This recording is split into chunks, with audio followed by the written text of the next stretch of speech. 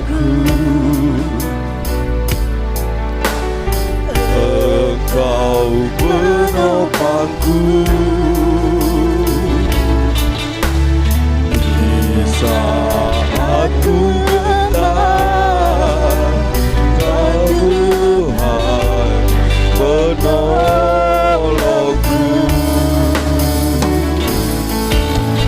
Di saat ku takut, Engkau penopangku. Di saat ku gentar,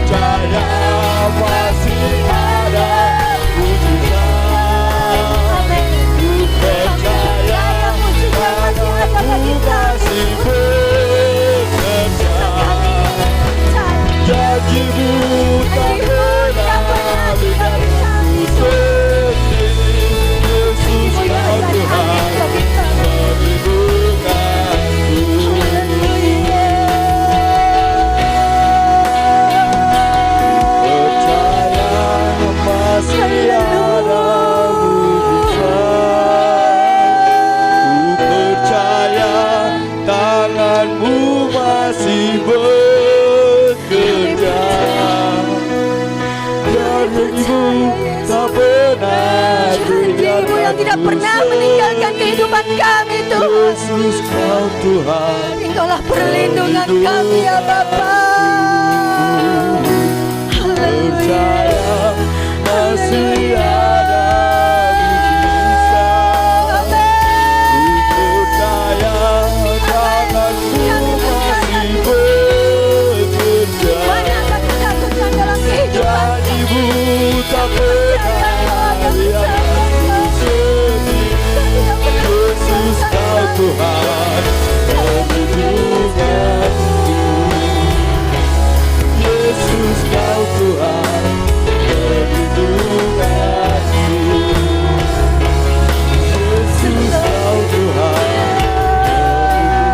Yesus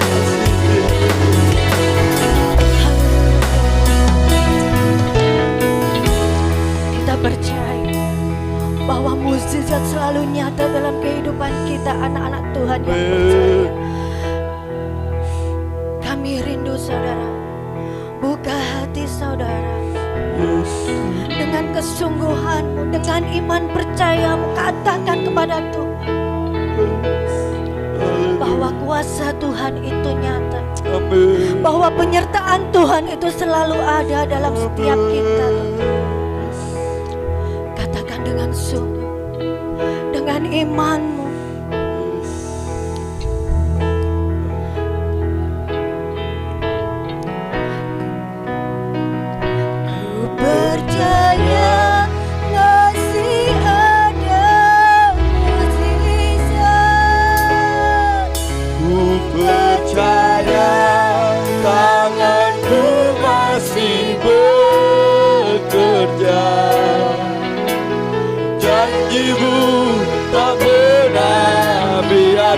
Ku sendiri, Yesus kau Tuhan, perlindunganku. percaya pasti ada mujizat. Percaya Tuhanku masih bekerja. Janjimu tak pernah biarkan ku sendiri. Yesus kau Tuhan, perlindunganku. Sekali lagi katakan, Saya pasti ada mujizat. Ku percaya Ku masih bekerja. saya undang Ibu Gembala maju ke depan untuk Janjimu berdoa. tak pernah biarkan sendiri. Yesus kau Tuhan, perlindunganku. Yesus kau Tuhan, perlindunganku. Yesus kau Tuhan,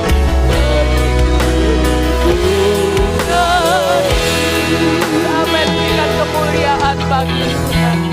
Amin, haleluya, haleluya. Bapa di dalam surga, ini yang menjadi iman, kepercayaan kami kepada Tuhan.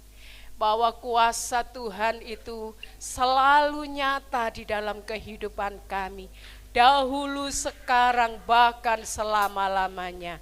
Tuhan, kuasa-Mu itu tetap bekerja di dalam hidup kami untuk menyatakan segala kemuliaan-Mu ya Tuhan di dunia ini. Untuk kami setiap umat-umat-Mu boleh menikmati kuasa dan mukjizat-Mu. Terima kasih Bapa di dalam surga. Kalau sampai hari ini kami boleh ada, semua yang kami alami saat ini adalah karena mukjizat Tuhan yang besar. Sehingga kami boleh datang di tempat ini, kami boleh memuliakan dan mengagungkan nama Tuhan. Kami rindukan Engkau hadir di tengah-tengah kami, Engkau memimpin kami, mengurapi kami semua yang ada di tempat ini. Sehingga kami boleh mengalami sukacita surga, mengalir di dalam setiap kehidupan kami. Istimewa seluruh pelayan-pelayan-Mu yang akan melayani pekerjaan-Mu. Engkau kuduskan, Engkau sucikan, Engkau urapi ya Tuhan. Hikmat, akal, budi menyertai di dalam setiap pelayanan mereka. Ketundukan, ketaatan hanya kepada Engkau. Sehingga nama Tuhan yang dimuliakan, nama Tuhan yang diagungkan. Baik yang menyampaikan kebenaran firman-Mu, yang menyampaikan oh Tuhan berita firman Tuhan, sehingga kami pulang boleh mendapatkan berkat yang daripada Tuhan. Bahkan seluruh oh Tuhan tim PAW ini semuanya Tuhan urapi, Tuhan pakai mereka membawa kami ke dalam sukacita surga. Terima kasih Bapak, saudara-saudara kami yang tidak hadir karena kesehatan mereka. Oh Tuhan, kiranya Tuhan jamah dengan kuasa-Mu, Tuhan sembuhkan di dalam nama Yesus. Tuhan yang memberikan kesembuhan dan pemulihan. Yang lemah Tuhan kuatkan, yang kekurangan Tuhan memberkati, yang susah Tuhan hiburkan. Terima kasih Bapa di dalam surga. Kami percaya kami pulang akan membawa kemenangan yang daripada Tuhan. Terima kasih Bapa. Yang dalam perjalanan yang masih di rumah, Tuhan ingatkan mereka supaya mereka boleh bersama-sama di tempat ini memuliakan nama Tuhan. Terima kasih Bapa. Kami siap memuji Engkau. Kami rindukan kuasa-Mu bekerja di tempat ini, memulihkan setiap hati kami, memberikan kemenangan bagi kami, memberikan pengharapan bagi kami. Terima kasih Bapa. Kami siap memuji Tuhan hanya di dalam nama-Mu, Tuhan kami Yesus Kristus. Haleluya, amin. Berikan kemuliaan bagi Tuhan. Haleluya. Salam. Solo. Kelihatannya masih kedinginan semua ya, habis kena hujan ya. Salam. Haleluya. Seberapa di tempat ini jemaat yang hadir, yang merasakan sukacita, boleh melambaikan tangan? Amin. Kita percaya kita datang kepada Tuhan dengan sukacita dan kasih-Nya selalu melimpah dalam hidup kita. Mari kita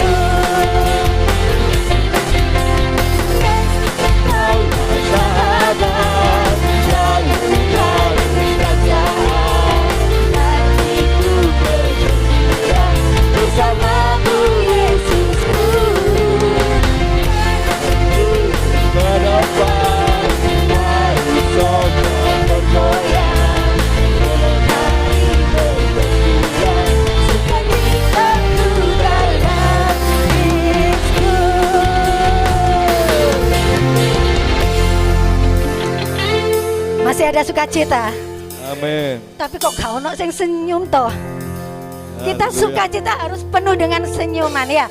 Berikan senyum kanan kiri, bersukacita di dalam Tuhan.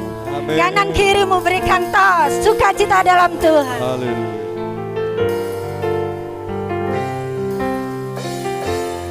Dan kalau kita itu penuh sukacita ya saudara, saat kita memuji Tuhan itu jangan diem, jangan melihat WL, tetapi mari kita sama-sama bergoyang. Kanan kiri ke depan, mari semua bergoyang, ikuti kita ya. Gak ada yang boleh enggak, nanti kalau enggak ngikuti enggak ada sukacita. Amin. Haleluya. Haleluya. Kaulah sahabat, selalu manis dan taat. Hatiku bergembira bersamamu Yesusku. Kanan. Kanan kiri ke depan, mari semua bergoyang. Haleluya. Mari bergembira, sukacita ku dalam Yesus sekali lagi. Kaulah sahabat, selalu manis dan taat. Hatiku bergembira bersamamu Yesusku. Kanan kiri ke depan, mari semua bergoyang. Mari bergembira, sukacita ku dalam Kristus. Sukacitaku dalam Kristus. Sukacitaku dalam Kristus. Haleluya. Beri kemuliaan untuk Tuhan. Silakan duduk ya saudara. Kita percaya dalam setiap kehidupan gak ada namanya semua berjalan lancar, pasti banyak pergumulan permasalahan, tapi kita percaya meskipun begitu banyak masalah dalam hidup kita, tetapi berkat Tuhan itu luar biasa. Amin. Berkat Tuhan selalu melimpah dan berkat Tuhan lebih, lebih dan lebih dari segalanya. Haleluya Yesus. Amin. Haleluya.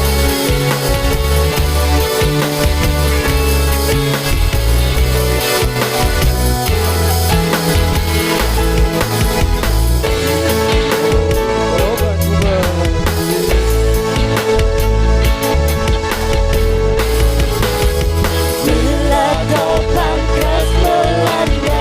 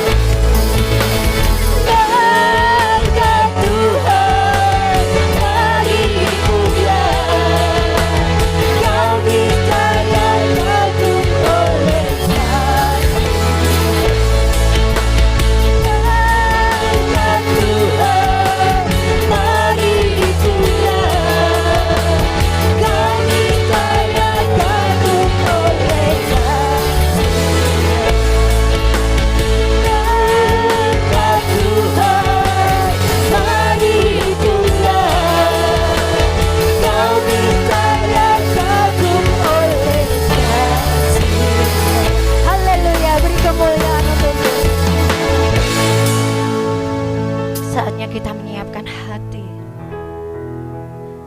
kita menjadi pribadi yang rendah hati di hadapan Tuhan, membuka hati kita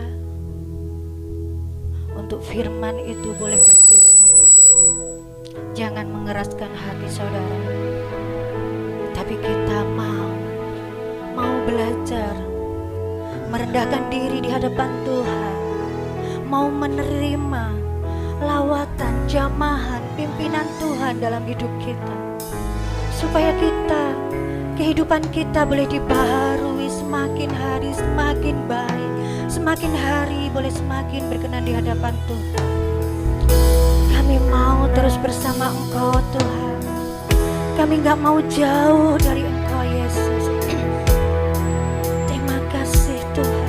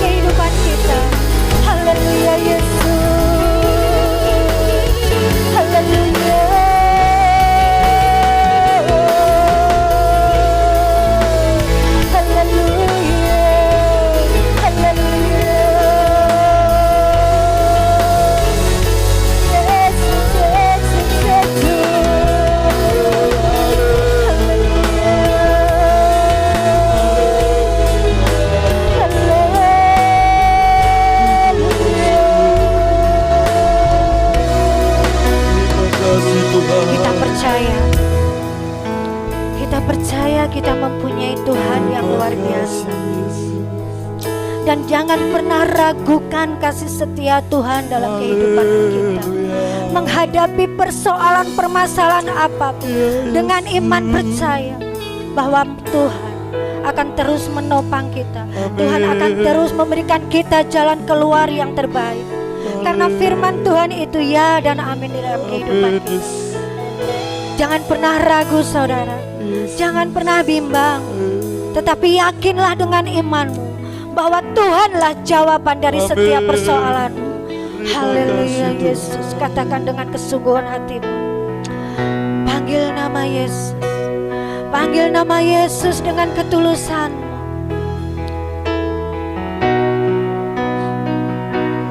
Yesus, aku cinta padamu. Yesus, tetaplah bersamaku. Tiada yang dapat menggantikanmu. Engkaulah jaminan hidupku. Lebih sungguh katakan, Yesus,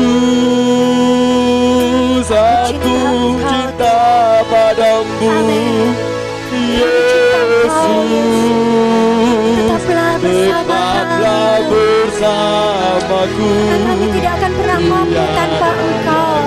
Kami tidak akan pernah bisa tanpa Engkau, Yesus. Tidak ada yang bisa menggantikan Engkau dalam kehidupan kami, Tuhan. Haleluya.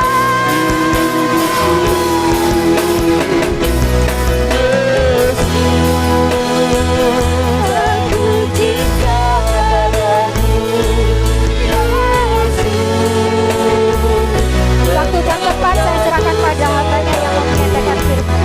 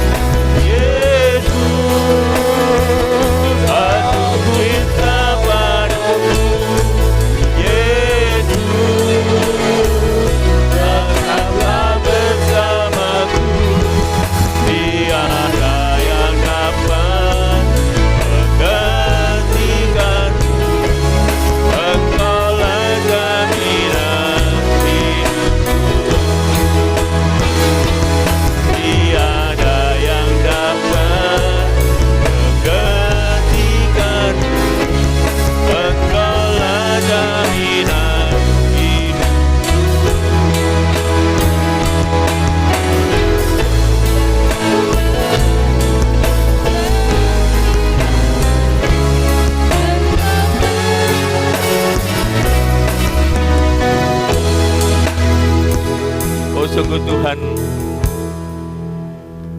Tuhan, kami sungguh mengasihi Engkau Tuhan. Sungguh Tuhan, tak ada yang bisa menggantikan-Mu Tuhan.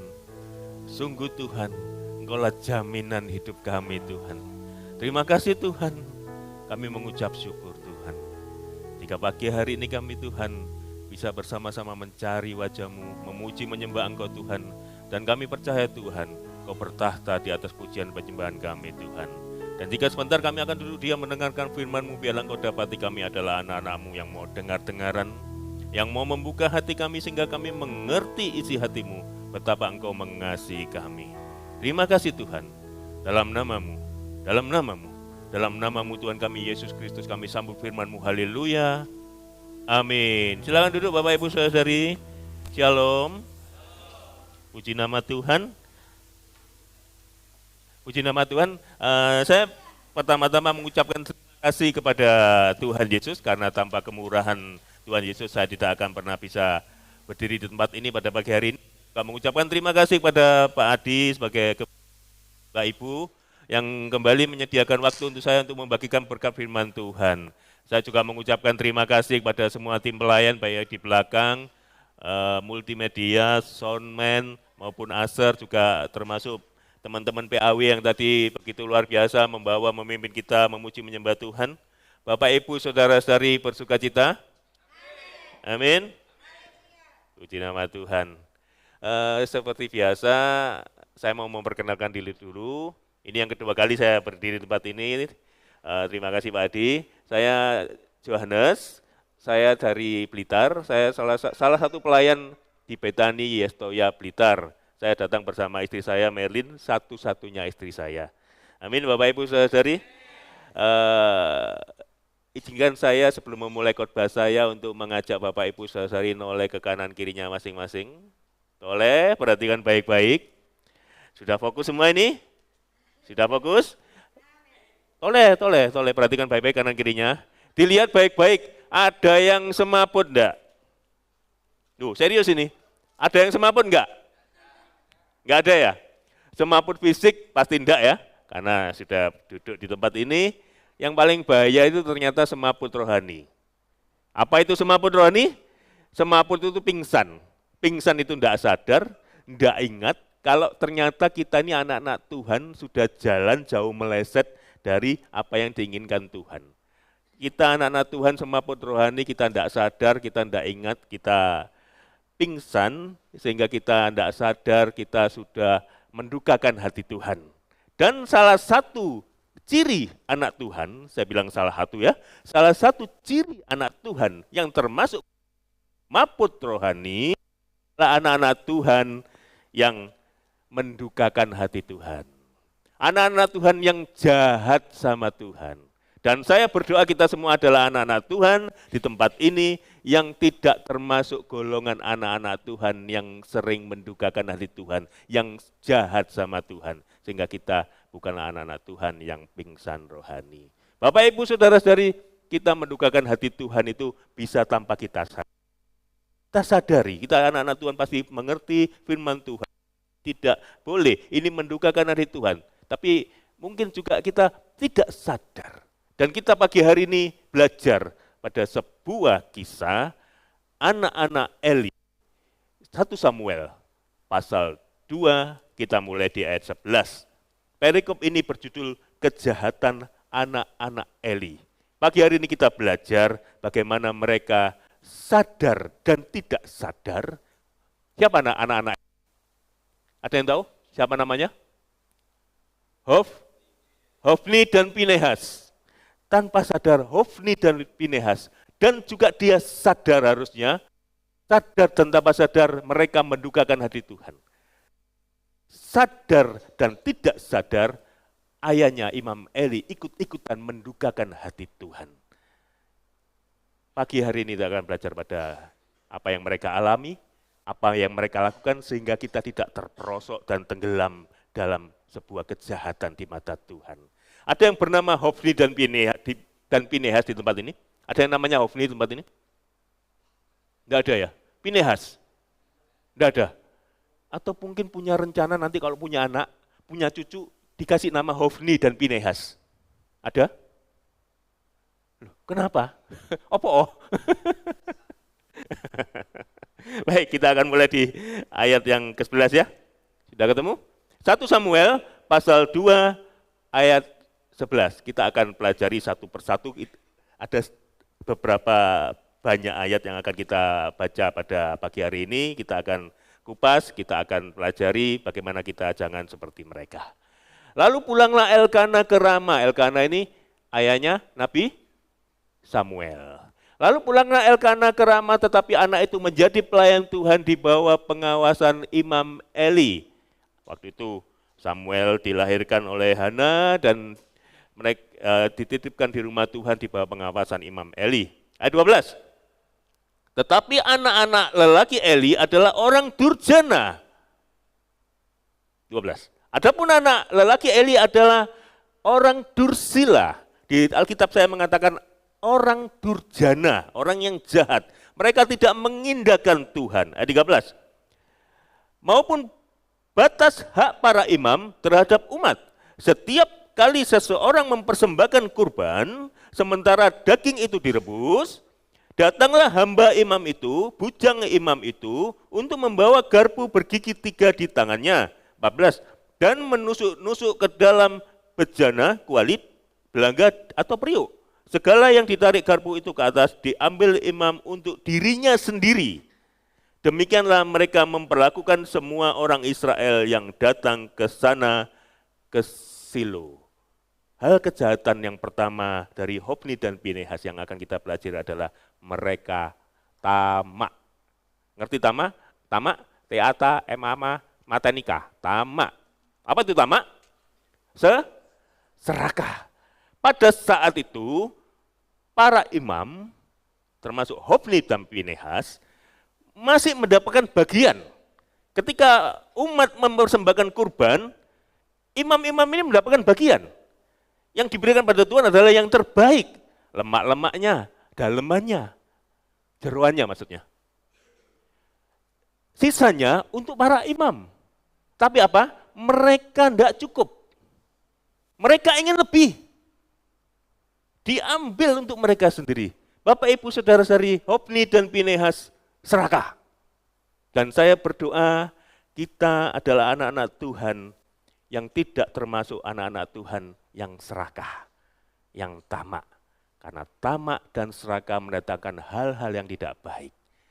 Ada cerita Bapak Ibu Saudara-saudari, ini cerita lama, mungkin Bapak Ibu Saudara-saudari pernah dengar, pernah baca, mungkin anak-anak sekolah minggu, oh sudah di sana ya, anak-anak sekolah mungkin sudah pernah mendengarkan cerita ini. Suatu saat 3 anak muda berjalan di dalam hutan. Mereka menemukan sebuah gua. Gua ini ternyata penuh banyak emas. Di dalamnya penuh emas. Emas lantaan, emas bongkahan. Lantas mereka, wah kita bisa kaya ini. Di dalam gua penuh emas. Kita ambil bawa pulang yuk. Tapi bagaimana caranya? Kita tidak bawa alat 1. 2, kita tidak punya kendaraan. 3, ini kalau membawa emas ini dalam gua ini memerlukan waktu yang lama. Kita tidak bawa bekal makanan. Lantas tiga anak muda ini berunding, mengutus satu temannya untuk ke kota. Kamu beli makanan ya untuk kita sampai malam nanti kayaknya, sama beli sekop, beri peralatan untuk mengangkut emas ini ke mobil. Terus kamu sewa mobil ya, jangan mobil pickup, mobil box, supaya enggak tahu kalau isinya emas nanti ya. Oke, satunya berangkat ke kota. Ketika satu temannya ini berangkat ke kota, dua anak muda ini ngobrol. Wah, emasnya banyak banget ya, kita bisa kaya ini. Tapi kalau dibagi 3 kok kayaknya kurang ya. Nah ya apa? Kalau kita bagi 2 aja kayaknya kita bisa lebih kaya. Loh dia sudah tahu loh, enggak apa-apa nanti kita habisi aja. Oke, kita habisi. Apa yang terjadi di anak muda yang diutus temannya untuk ke kota? Dia dalam perjalanan dia berpikir, oh emas itu begitu banyak ya, aku bisa kaya. Tapi kalau dibagi 3 kok kayaknya kurang. Bagaimana kalau aku sendiri yang memilikinya? Ya kan? Mereka semua tamat. Lantas dia berpikir, bagaimana caranya nih? Oh, aku kan disuruh beli makanan. 2 temanku nih aku kasih racun. Nah, singkat cerita, mereka ketemu lagi. Sudah baik sewa mobil box, sudah bawa sekop dan lainnya, bawa makanan yang ada racunnya. Lantas si anak muda yang dari kota tanya, lu mana teman kita yang satunya? Di belakang. Lantas ketika anak yang dari kota ini lengah, dipukul dari belakang sampai meninggal dunia. Tinggal mereka berdua. Ini kita bisa bagi 2. Tapi sebelum kita kerjakan, kita makan dulu yuk. Lah makanannya kan sudah ada racunnya. Mereka makan. Ketamakan membuat mereka mati bertiga. Bapak, Ibu, Saudara-saudari, ketamakan membuat sesuatu hal yang tidak baik. Ada satu cerita lagi, saya pinjam 2 nama anak muda cowok, 1 nama anak muda cewek. Siapa? Cowok, pinjam namanya aja, tidak usah maju. Siapa? Hasan sama? Yobel. Itu Pak, pelan-pelan. Hasan sama? Cowok Pak, cowok. Cowoknya kurang 1. Yobel, Hasan, Yobel, Meme. Hasan sama, ini bukan yang di sini, yang di Eskimo sana ya. Hasan sama Yobel ini naksir Meme. Gitu. Lantas mereka berdua tidak sengaja ketemu di rumahnya Meme. Mau bertamu, mau berkunjung. Lah, kebetulan sore itu Meme lagi mandi. Yang keluar neneknya, maknya Meme ya. Mak, Meme masih mandi. Masuk nyoh. Suruh mereka masuk berdua. Meme ini kalau mandi lama. Nah, kalian duduk dulu di ruang tamu. Ini di meja tamu ini banyak makanan, camilan, kamu nyamil deh. Maknya bilang gitu, mak masuk dulu ya. Nah, maknya masuk. Terus Yobel tadi ya, Yobel ya. Yobel ini lihat ada toples kecil isinya, Pesa jangan ketawa dulu ya. Isinya kacang mente. Wah, Yobel sama Asan ini suka kacang mente. Lantas mereka royokan. Nah, Yobel yang lebih dekat ngambil duluan. Asan bilang, bagi toh Yobel. Enggak bisa buat aku, coba sedikit toh. Yobel serakah, dimakan semua.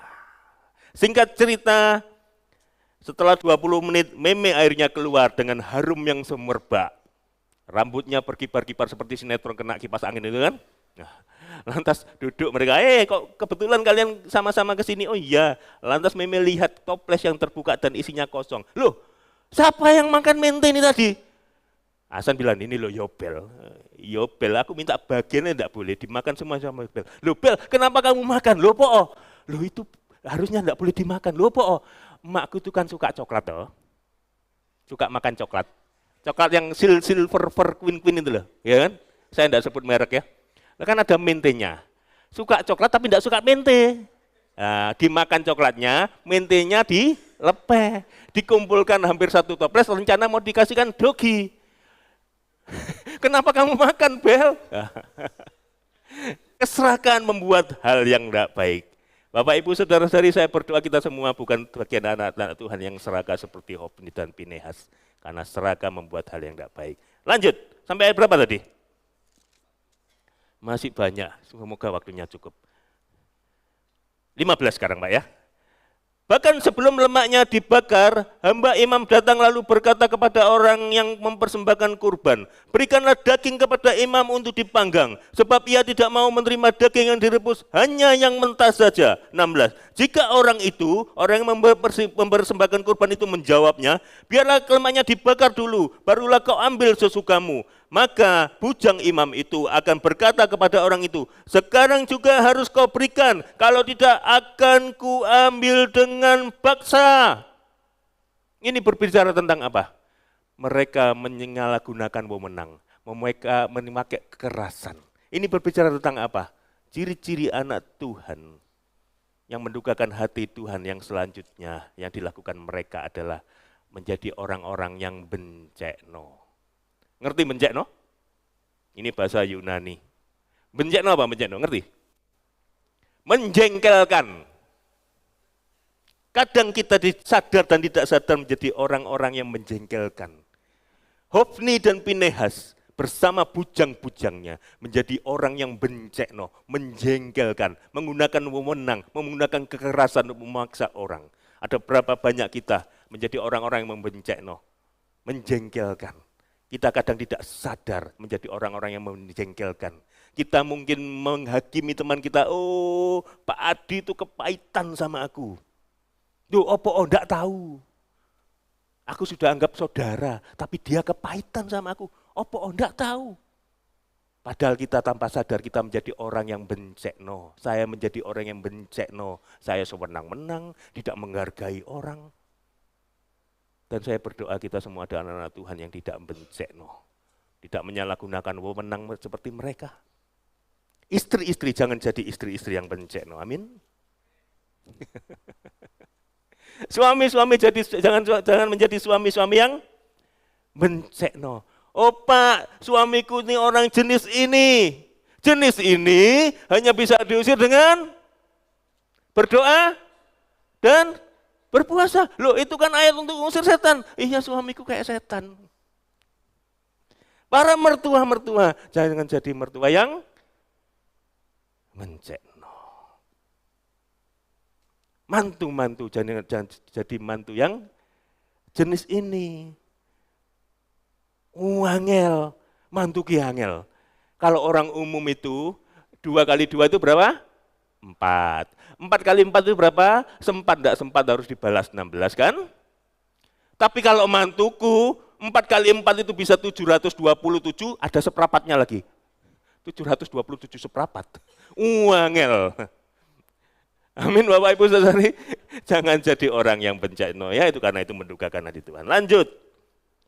ayat 17. Dengan demikian dosa kedua orang muda itu sangat besar di hadapan Tuhan, sebab mereka meremehkan kurban Tuhan. 18. Adapun Samuel menjadi pelayan di hadapan Tuhan. Ia masih muda dan mengenakan baju efod dari kain linen. Tahun demi tahun ibunya membuatkan dia jubah kecil dan membawa jubah itu untuknya. Ketika ia pergi bersama suaminya mempersembahkan kurban tahunan. 20. Lalu Eli memberkati Elkana dan istrinya demikian, kiranya Tuhan memberikan keturunan kepadamu dari perempuan ini sebagai ganti anak yang telah diserahkan kepada Tuhan. Sesudah itu mereka pulang ke tempat kediamannya. 21. Sungguh Tuhan memperhatikan Hana sehingga dia mengandung dan melahirkan 3 anak laki-laki dan 2 anak perempuan. Sementara itu Samuel yang masih muda bertambah besar di hadapan Tuhan. 22 bagian A. Eli sudah tua sekali. Bapak, Ibu, Saudara-saudari, saya memberi judul khotbah saya pada pagi hari ini adalah cerita lain dari kisah anak Elkana. Cerita lain dari kisah anak Elkana, kisah dari Samuel, ada cerita lain. Saya percaya penulis kitab Samuel ini menyisipkan Samuel, cerita Samuel di perikop kejahatan anak-anak Eli ini ada maksudnya. Menulis kitab Samuel ini menyisipkan cerita dari ayat tadi 11 dikatakan Elkana pulang menitipkan Samuel yang masih kecil di bawah pengawatan Imam Eli. Di ayat 18 dikatakan adapun Samuel menjadi pelayan Tuhan, ia masih muda. Kemudian ayat 21 bagian B, sementara itu Samuel yang masih muda bertambah besar. Dari kecil, anak-anak muda dan bertambah besar. Ini saya percaya penulis kitab Samuel tidak sekedar menuliskannya, ada maksudnya. Maksudnya apa? Maksudnya ada waktu yang sangat lama dari Samuel kecil, muda, bertambah besar.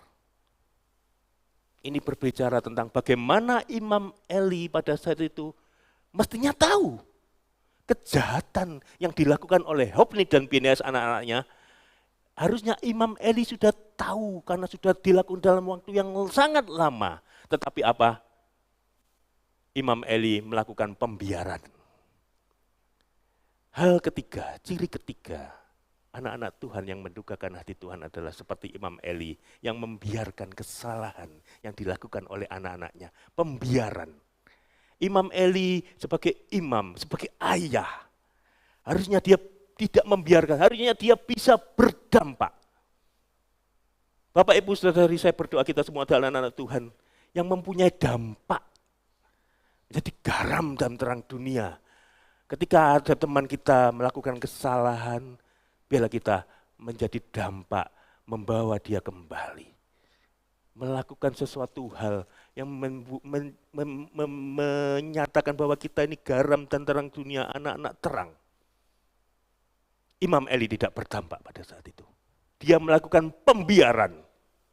Waktu yang lama, mulai Samuel kecil, muda, semakin besar, Imam Eli membiarkan anak-anaknya berkecimpung dalam dosa. Amin, Bapak, Ibu, Saudara-saudari. Bila kita menjadi anak-anak Tuhan yang berdampak. Tentang berdampak saya mempunyai sebuah cerita. Ada 2 pelayan Tuhan. Namanya sebut saja Pesa, Pesa ya, sama Johannes. Di sini ada pelayanan antar jemput, Pak. Enggak ada ya? Ada ya? Oh, enggak ada ya? Di sebuah gereja di Eskimo sana ada pelayanan antar jemput. Pesa ini, Pak Pesa ini bagian pelayanan bagian jemput jemaat, antar jemput jemaat. Johannes bagian khotbah. Lah kebetulan di saat yang bersamaan mereka dipanggil Tuhan. Ngerti dipanggil Tuhan? Ngerti Bapak Ibu Saudara, nangkap? Bukan Pesa, bukan gitu. Nes, bukan gitu. Dipanggil Tuhan artinya meninggal dunia. Bersamaan. Lah, pelayan Tuhan masuk surga enggak? Tergantung, Pak. Belum tentu. Lah, sampai di depan pintu surga, ketemu sama malaikat. Pak Pesa ditanya, nama siapa? Pesa, pelayan Tuhan ya? Oh iya Pak, pelayan Tuhan. Bagian apa kamu? Antar jemput jemaat. Wah, boleh. kamu boleh masuk surga. Nah, kelihat Pesa masuk surga, Yohanesnya suweneng, wah Pesa yang mlebu surga, mesti aku mlebu surga. WA istrinya yang masih hidup di dunia, Pesa yang mlebu surga, mesti aku mlebu surga. Ya gitu ya. Sampai di depan malaikat ditanya, nama siapa? Yohanes, pelayan Tuhan. Iya, pelayanan apa? Khotbah Pak. Dilihat, waduh maaf Pak Yohanes, kamu enggak bisa masuk surga. Loh kenapa Pak?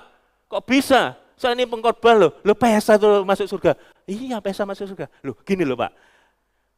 Banding saya Pak, banding. Lah Pesa tuh loh Pak, saya sering dilapori jemaat.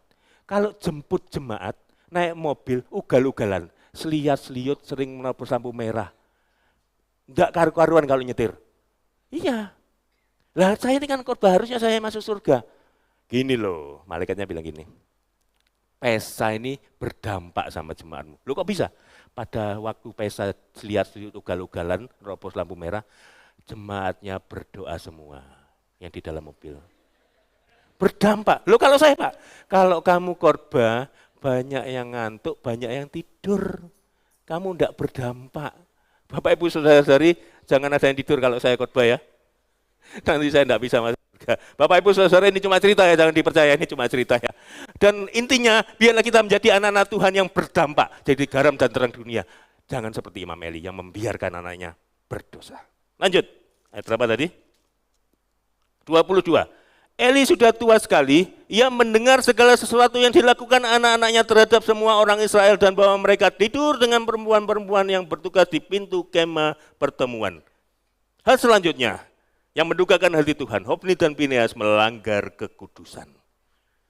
Dia melakukan hal-hal yang mendukakan hati Tuhan bersama wanita, perempuan-perempuan. Perempuan-perempuan itu pelayan Tuhan juga loh. Mereka melakukan hal-hal yang mendukakan hati Tuhan. Melakukan sebuah percabulan di mata Tuhan. Melanggar kekudusan. Dan biarlah kita menjadi anak-anak Tuhan yang menjaga kekudusan. Amin Bapak Ibu Saudara-saudari. Saya tanya ya sekarang ya. Kriterianya itu hidup kudus. Pak siapa Pak? Pak Gunawan ini papanya Meme kayaknya. Nah, Meme ini curhat sama Pak Gunawan. Papi, aku ini ditaksir sama 2 temanku cowok. Pinjam 2 nama lagi deh. Yobel yang mana Yobel? Nah, satunya? Hah? Jangan kakaknya deng. Pesa lagi deh, Pesa ya. Pinjam Pak Pesa ya, cuma cerita kok ya. Bukan Pesa di sini, bukan Yobel di sini, bukan Meme di sini, bukan Gunawan yang di sini. Kamu jelasin siapa? Pesa sama Yobel. Kamu suka sama anak yang mana Me? Dua-duanya suka sih, gitu kan? Nah, pilihkan Papi, pilihkan. Lah kriterianya Pak Gunawan ini kekudusan. Pilih calon mantu yang menjaga kekudusan. Nah, terus siapa? Pak Gunawan tanya sama Meme, kalau Yobel ini gimana? Mengkorek-korek informasi toh, Yobel ini gini loh, bad boy. Kalau sekarang bad boy, ngerti bad boy? Rodok dugal. Ngerti dugal? Dugal di bahasa Ibrani. Rodok dugal. Kalau sekarang red flag ya? Nah, red flag. Loh kok bisa gitu ya, rodok nakal Pak. Lah repotnya gini lebih. Aku pernah ngintip enggak sengaja di HP ini banyak film porno. Wes langsung coret ya Pak Gunawan ya. Nah, kriterianya kekudusan. Kalau Pesa gimana? Oh kalau Pesa ini pelayan Tuhan. Wah kayaknya cocok ini. Tapi gini loh Papi. Pesa ini sering curhat sama aku. Apa kepahitan sama jangan bapaknya deh. Kepahitan sama temennya. Kepahitan, oh iya, sering curhat kepahitan. Apa? Enggak tahu, pokoknya kepahitan. Nah, Pak Gunawan, pilih calon mantu yang mana? Kriterianya kekudusan. Yobel yang red flag tadi, atau Pesa yang anak Tuhan, pelayan Tuhan, tapi kepahitan. Pilih yang mana?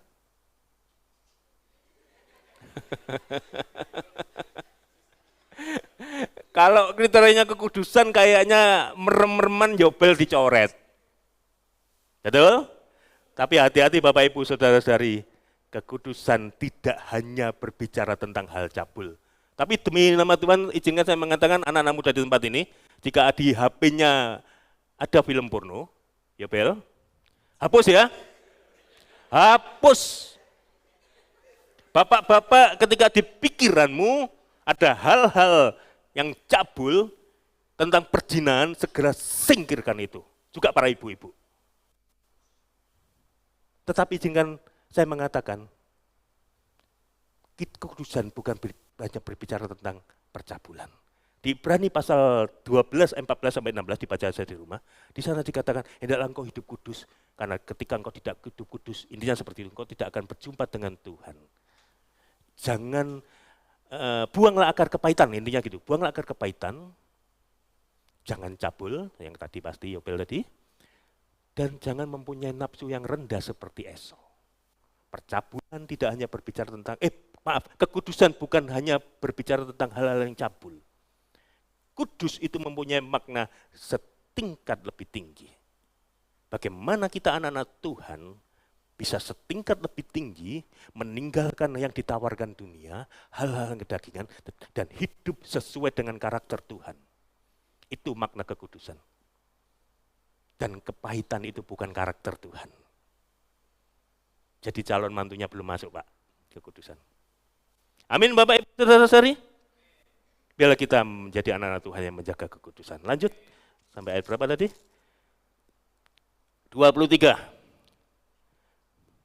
Karena itu, Imam Eli berkata kepada mereka, kepada Hofni dan Pinehas, mengapa kamu melakukan hal-hal seperti itu, sehingga ku dengar dari segenap bangsa ini tentang perbuatan-perbuatanmu yang jahat? Dia bilang, sudah begitu lama baru dia ngomong ke anak-anaknya, aku dengar loh. Bukankah dia sudah tahu harusnya? Tapi dia bilang, aku dengar loh. Ayat 24, dengar baik-baik. Jangan begitu anakku.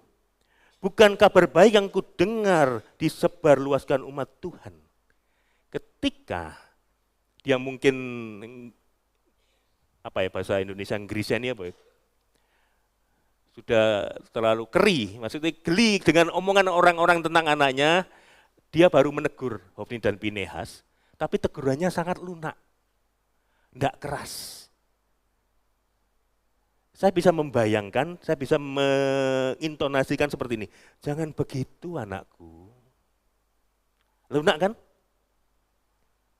Andai saja yang bersalah, yang melakukan hal-hal yang berdosa itu bukan Hofni dan Pinehas, saya percaya Imam Eli bisa lebih keras.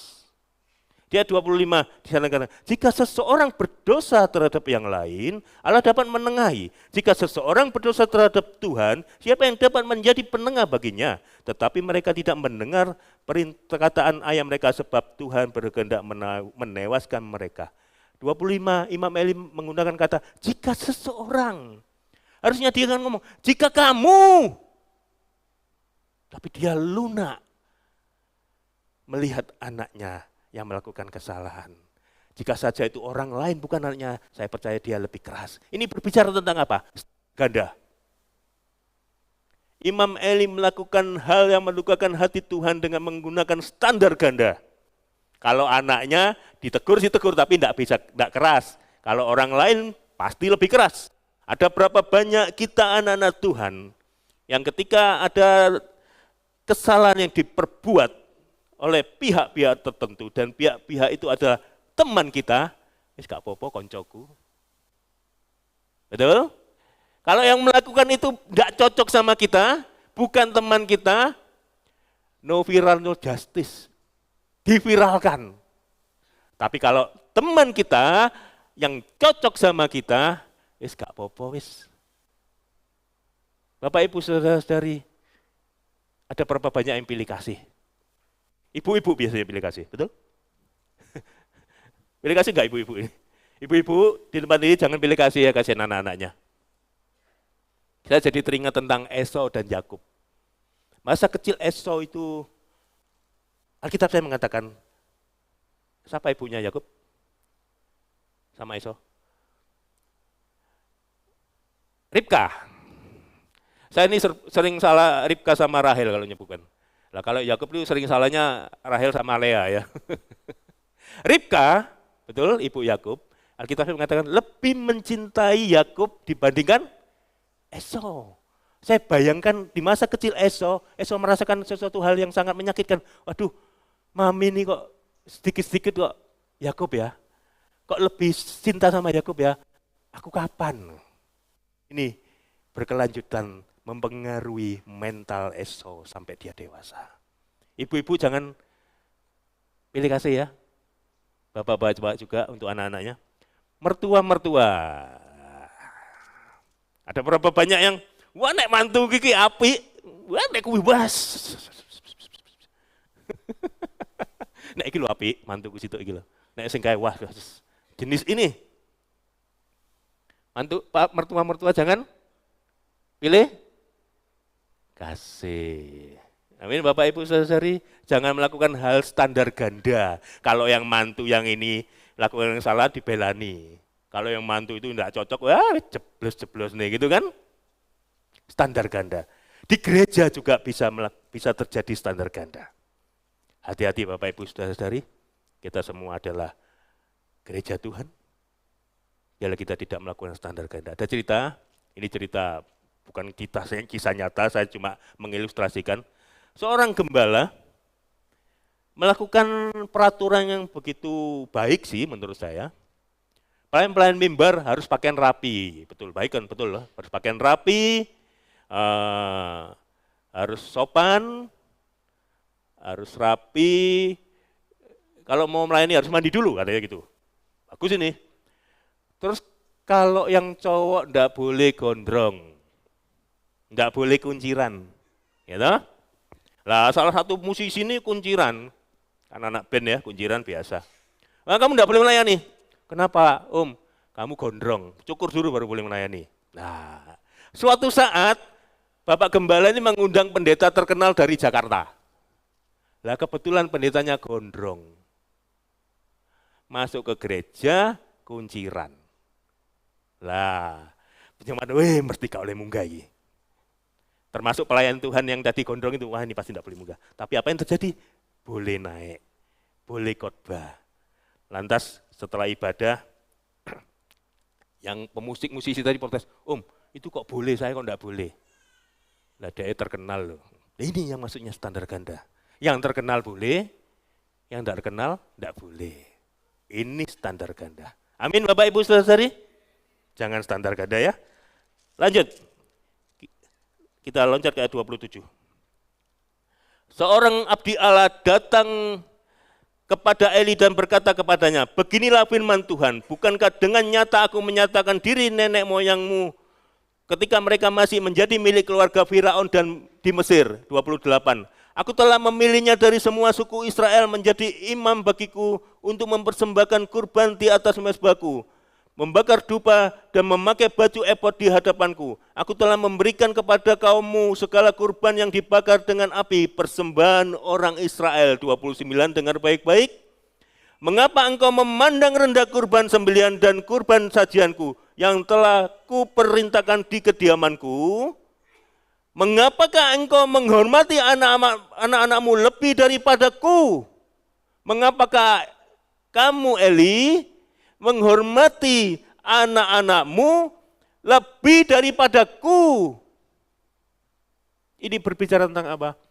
Ada berhala di kehidupan Imam Eli, yaitu apa? Anak-anaknya.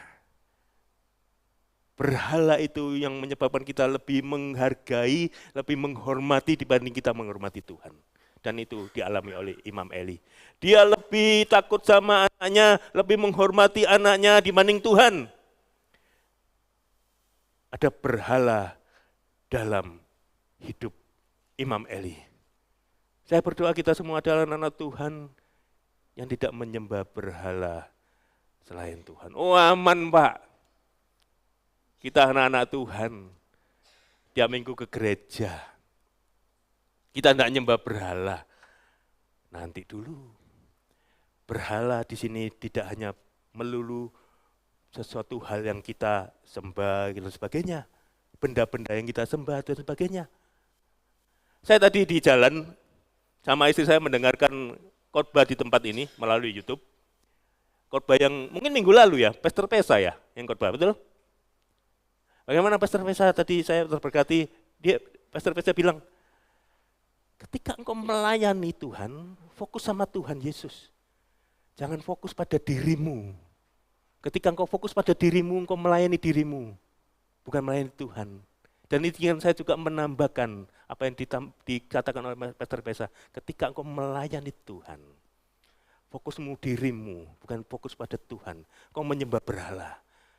Engkau bukan menyembah Yesus, engkau menyembah dirimu sendiri.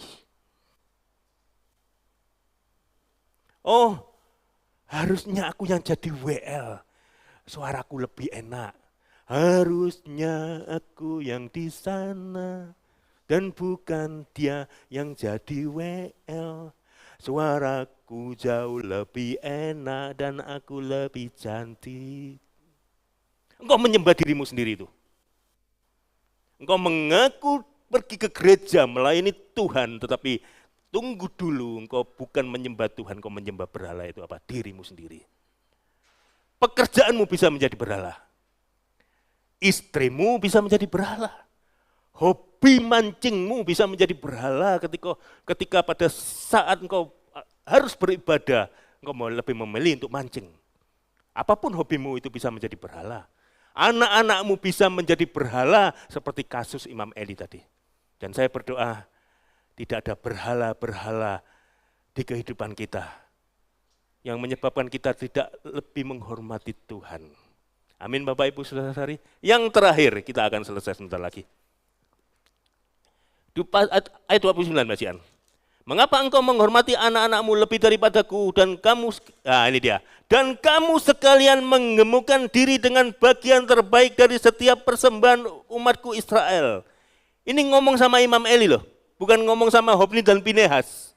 Ngomongin sama Imam Eli. LL, mengapa kamu sekalian menggemukkan diri dengan bagian terbaik dari setiap persembahan umatku Israel? LL, kenapa kamu menggemukkan diri? Maksudnya mengambil daging kurban itu tadi loh. Hofni dan Pinehas dan bujang-bujangnya ngambil. Ternyata apa? Imam Eli juga. Mengapa kamu sekalian menggemukkan diri dengan bagian terbaik dari setiap persembahan umatku Israel? Ada kata menggemukkan diri di sana. Kita lompat di pasal 4 ayat 18. Kita lihat bagaimana akhir hidup Imam Eli. Ada kata gemuk juga di sana nanti kita lihat. 18. Ketika disebutnya tabut Allah itu, jatuhlah Eli terlentang dari kursi di sebelah pintu gerbang. Batang lehernya patah dan ia mati. Sebab telah tua dan gemuk orangnya. Kenapa kamu sekalian menggemukkan diri? Dan kita lihat faktanya, di akhir hidupnya, di ujung kematiannya Imam Eli gemuk. Ini berbicara tentang apa? Hal yang mendukakan hati Tuhan adalah awakmu yang ngono. Ngerti awakmu yang ngono? Awakmu podo ae. Podo ambek anakmu, mengapa? Kita jadi tahu sekarang mengapa dia tidak bisa keras. Selain anaknya jadi berhala, ternyata dia juga begitu, maksudnya gitu. Awakmu yang ngono Kamu juga begitu Satu hal yang lebih baik dari awakmu yang ngono itu, awakmu luwe nemen.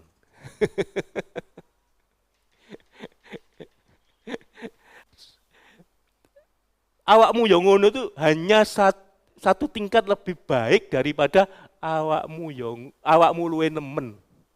Bapak Ibu Saudara-saudari, saya tidak bisa menegur, tidak bisa menasihati anak laki-laki saya, yang mohon maaf ketika saya belum bisa berhenti dari ikatan rokok. Saya tidak bisa menegur anak laki-laki saya yang sudah beranjak dewasa dan dia merokok. Nyuh, ojo ngerokok. Lu papa yang ngono, betul? Tidak bisa. Saya bisa menasehati, menegur dan memberikan semangat. Mungkin kepada anak saya, mungkin anak wanita saya yang mungkin lemah dalam pelajaran bahasa Indonesia. Ketika saya jago bahasa Indonesia. Bapak Ibu Saudara, ini tidak sombong ya. Ini saya cuma cerita. Tidak sombong. Ini saya menceritakan kemurahan Tuhan buat hidup saya. Mulai saya kecil dulu. Benar saya tidak sombong. Waktu itu saya kelas 4 SD. 4 SD, Saya ini jago bahasa Indonesia, pelajaran bahasa Indonesia. Suatu siang di pelajaran, saya lupa pelajaran apa itu di kelas 4, saya dipanggil oleh ibunya, Nes Yohanes, kamu dipanggil Bu Lina. Maksud saya masih ingat namanya, guru bahasa Indonesia, disuruh ke kelas 6, masuk ke ruangan kelas 6. Saya kaget loh, kenapa nih ya? Lantas saya menuju ke ruangan kelas 6. Sampai saya ke ruangan kelas 6, Bu Lina bilang, Yohanes, ajarono kakak kelasmu kalimat langsung dan tidak langsung. Anak kelas 4 ngajari anak kelas 6. Sungguhan ini tidak sombong, ini kemurahan Tuhan. Buat itu saya ngajari. Ketika saya bisa melakukan itu, saya bisa memberikan semangat, menasihati, bahkan menegur ketika anak saya lemah di pelajaran bahasa Indonesia. Nih, gini loh, atau C, gini loh C. Kamu harus sering-sering membaca. Sering-sering membaca, latihan menulis. Kamu akan bisa jago bahasa Indonesia. Saya bisa melakukan itu, saya bisa ngomong seperti itu, karena saya jago bahasa Indonesia. Lain soal ketika anak laki-laki saya sudah beranjak dewasa, sudah mungkin akil balik, mungkin sudah tertarik sama teman lawan jenisnya, lantas melakukan rayuan-rayuan maut melalui WhatsApp atau melalui apa? Akun media sosial, merayu. Anak-anak muda di tempat ini laki-laki kalau ngerayu pakai kalimat apa? Ya?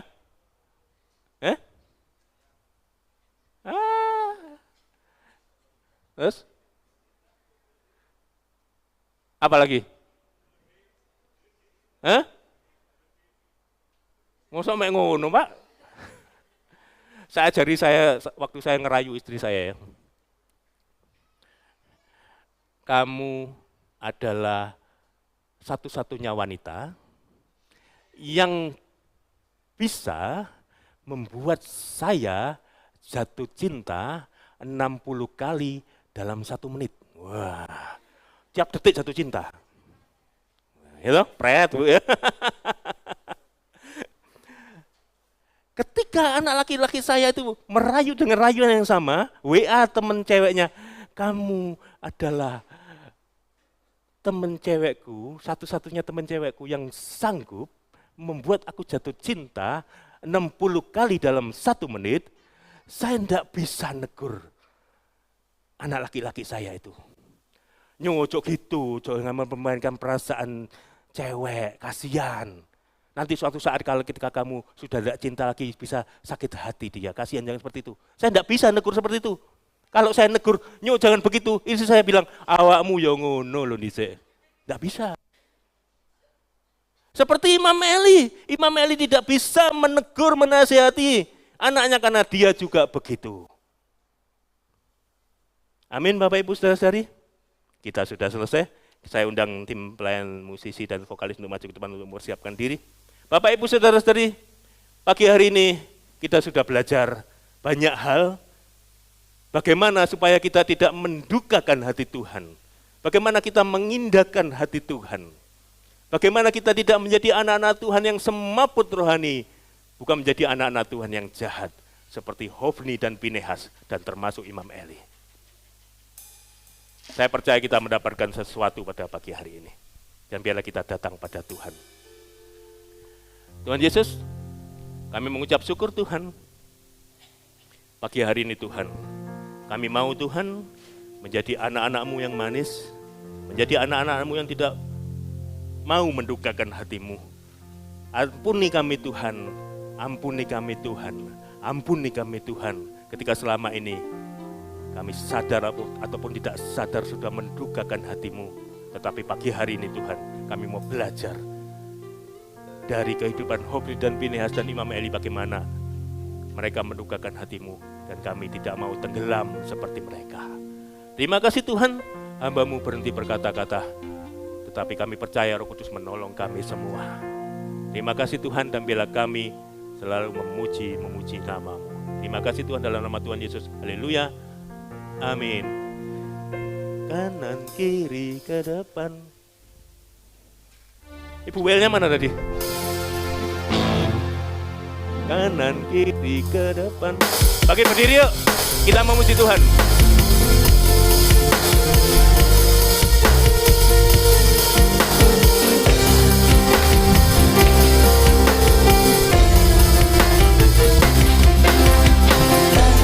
Satu penuh kasih, dua penuh hikmat, tiga penuh kuasa.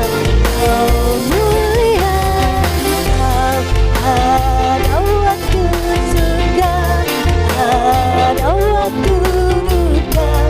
Kau setia dan selalu bersamaku. Kau membuatku bersenyum, membuatku tertawa, membuatku bahagia. Yesus telah sabar, terluka dan saat hatiku bergembira bersamamu Yesusku.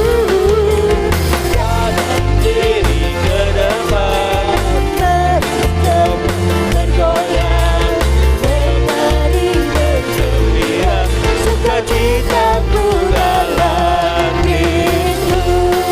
ayo lebih semangat yuk, bergoyang untuk Tuhan. Yesus telah sabar, selalu hadir setiap saat. Kanan kiri gembira bersamamu Yesusku.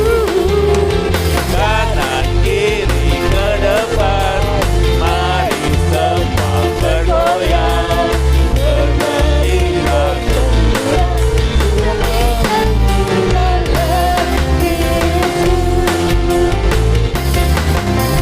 Yesus telah sabar, selalu hadir setiap saat. Hatiku bergembira bersamamu Yesusku.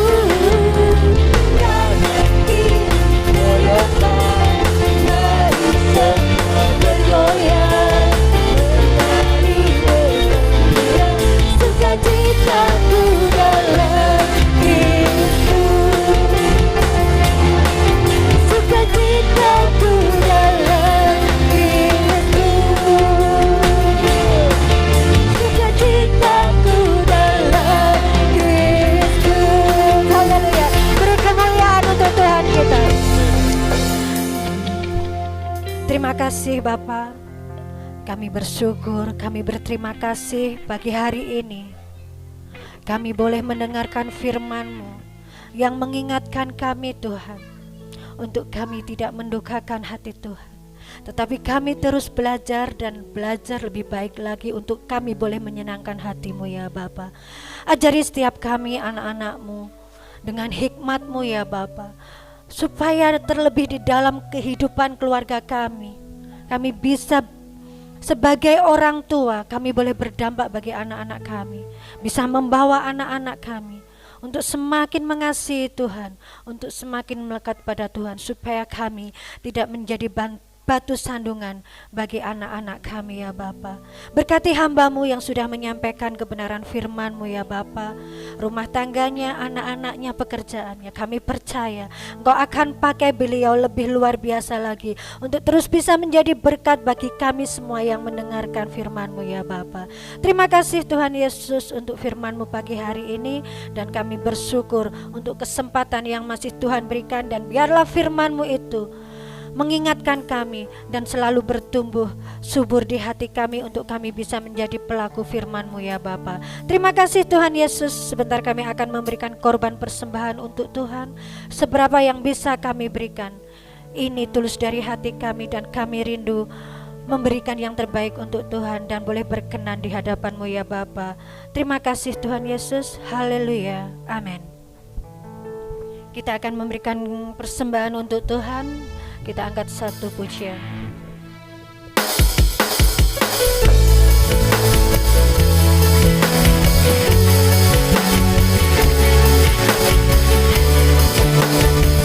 Bila topan,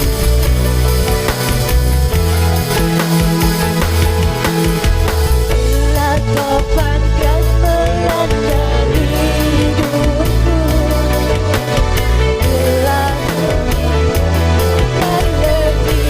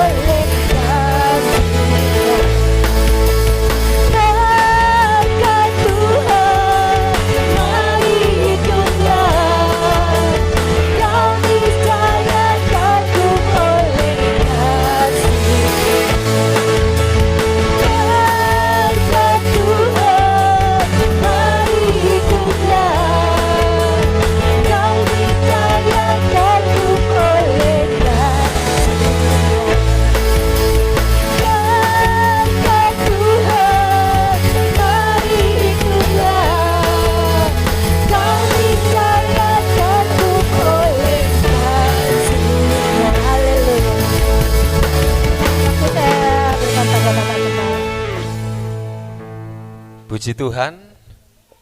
Siapa yang merasa diberkati, beri kemuliaan bagi nama Tuhan. Terima kasih buat Bapak Johannes yang sudah memberkati kami jemaat Ebenezer melalui firman Tuhan yang luar biasa. Saya percaya tidak satu pun yang terlewati, kita semua telah diberkati Tuhan. Kami sudah punya channel 2, yang pertama dari Jombang, Pak David. Kalau mau melayani mesti kosong, ya jadi istilahnya itu menghubungi kami, dan sekarang ada relasi Pak Johannes, ya mungkin banyak, bukan hanya 2 kali saja, ya mungkin waktu-waktu berikut langsung saja. Ya, puji Tuhan. Pengumuman untuk minggu Info Ebenezer, ibadah minggu dan perjamuan kudus 1 November WL Pesa. Kemudian singernya di sini Ibu Kesi dan Pak Gunawan, berhubung Bu Kesi tadi menggantikan yang tugas anaknya sakit masuk rumah sakit, doakan untuk Eca supaya disembuhkan Tuhan. Jadi digantikan ya, tetap Pak Gunawan, Mbak Kesi Pak Gunawan. Jadi Pak Gunawan, Pak Titus siap? Kalau enggak keluar singer. Siap Pak? Oke, jadi Pak Gunawan sama Pak Titus bersama Pesa ya. Kemudian penerima tamu keluarga Bapak Yusak ya. Doa pagi hari Senin sampai Sabtu jam 4. Kemudian doa malam hari Selasa dan Rabu. Untuk hari Jumat ada ibadah wanita gabungan Pasutri. Ibadah wanita Pasutri itu diadakan hari Jumat jam 6:30. Kami berharap ibu-ibu, bapak-bapak, suami istri bisa hadir dalam ibadah Pasutri. Ya, jadi kami berharap yang belum pernah hadir bisa hadir. Ya, kita bersama-sama menikmati berkat Tuhan, pujian penyembahan firman Tuhan. Kemudian yang WL Ibu Kasih dan Bapak Gunawan pertama kali di wanita ya, di Pasutri. Kemudian untuk doa pelayan altar hari Kamis jam 18.00 di tempat ini. Ibadah sekolah minggu WL Ibu Nani dan singer Ibu, kok sekolah minggu ini? Ibu Nani Karmiati dan Kak Yesi untuk sekolah minggu. Untuk ibadah remaja minggu WL Samuel Eben dan firman Tuhan Mas Yohanes. Doakan untuk anaknya Mas Yohanes yang kembali masuk rumah sakit karena demam. Ya, usia balita supaya dijamah disembuhkan Tuhan. Kemudian untuk persembahan Natal, puji Tuhan persembahan Natal yang sudah masuk sudah dibelanjakan, ditemplekno ini apa namanya hitam-hitam ini kelihatan rapi. Ya, ternyata ditempleki 750 ya kata api. Gak usah ngecat saudara yang dikasih Tuhan. Ya, doakan juga biasanya setiap Natal ada berkat. Untuk tahun ini program kita untuk paving, untuk parkir ya. Supaya Tuhan tolong. Jadi untuk persembahan Natal terakhir di Desember pertama ya. Di minggu pertama, kemudian panitia nanti siap-siap untuk koordinasi terakhir, bisa cari waktu. Berikut untuk wanita, ibu-ibu sebentar, tunggu sebentar. Pengenalan lagu, kita akan latihan sebentar untuk wanita, untuk bapak-bapak minggu depan. Anak-anak sekolah minggu latihan jam 3 sore. Saya jemput, sama-sama kita berdiri. Doakan untuk Yesika juga yang sakit pendarahan, di rumah sakit Bayangkara Kediri, seperti Jama disembuhkan Tuhan. Kiranya Engkau memberkati aku berlimpah-limpah dan memperluas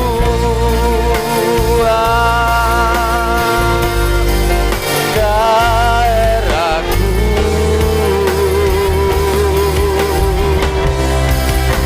dan kiranya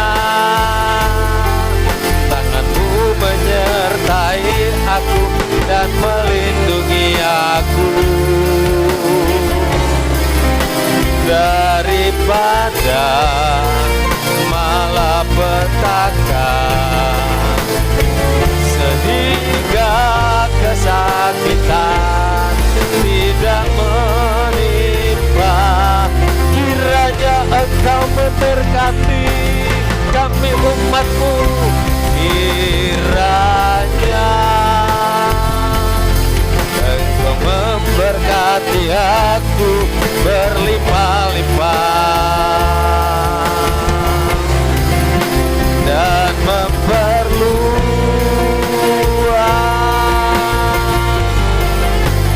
daerahku, dan kiranya tanganmu menyertai aku dan melindungi aku daripada malapetaka, sehingga kesakitan tidak menimpa aku.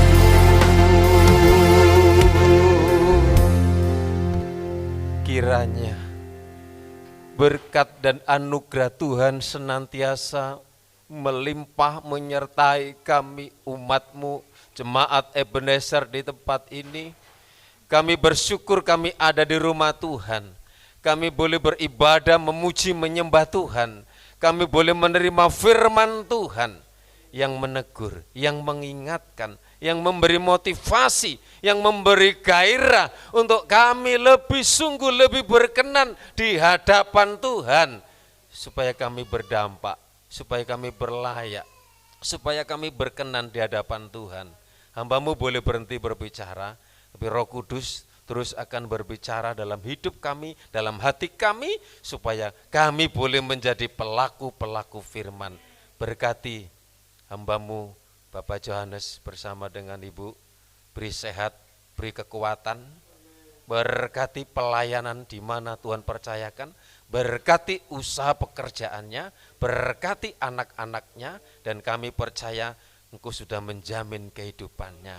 Demikian juga kami umat-Mu semua, kami sudah diberkati Tuhan, dan kami percaya Tuhan terus membimbing menuntun kami umat-Mu. Berkati setiap korban persembahan milik Tuhan, berkati setiap usaha pekerjaan mata pencarian, berkati atas keluarga anak cucu mereka semua, supaya mereka menikmati kasih dan kemurahan Tuhan.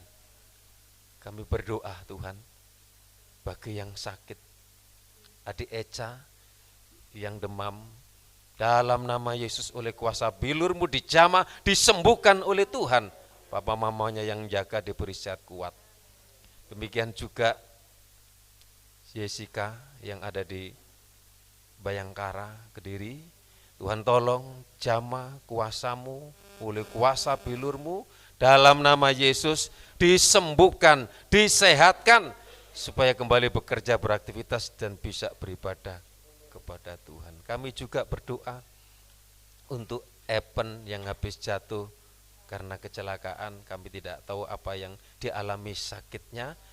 Kami berdoa dalam nama Yesus, Epen Tuhan tolong, Tuhan jamah, Tuhan sembuhkan, Tuhan sehatkan. Dalam nama Yesus, organ tubuhnya kami serahkan dalam tangan Tuhan. Selamatkan, sehatkan. Kami baru dengar berita ini, supaya Tuhan tolong. Terima kasih hamba-Mu yang ambil bagian tim PAW, yang sudah melayani, diberkati Tuhan. Kau pakai lebih heran untuk kemuliaan nama Tuhan. Korban persembahan Natal yang dipersembahkan untuk perayaan Natal tanggal 15 nanti, supaya berjalan dengan baik, nama Tuhan dipermuliakan. Kami percaya yang mengandung Mary diberi sehat sampai pada lahirnya, ditolong oleh Tuhan. Umat-Mu yang bekerja di luar kota, di luar pulau, di mana saja dalam perjalanan, dalam penyertaan, dalam perlindungan Tuhan. Kita pulang, terima berkat anugerah dari Allah Bapa, cinta kasih sayang dari Tuhan Yesus, penyertaan perlindungan kuat kuasa Roh Kudus, menyertai saat ini sampai selamanya. Dalam berkat nama Tuhan Yesus yang percaya, katakan amin.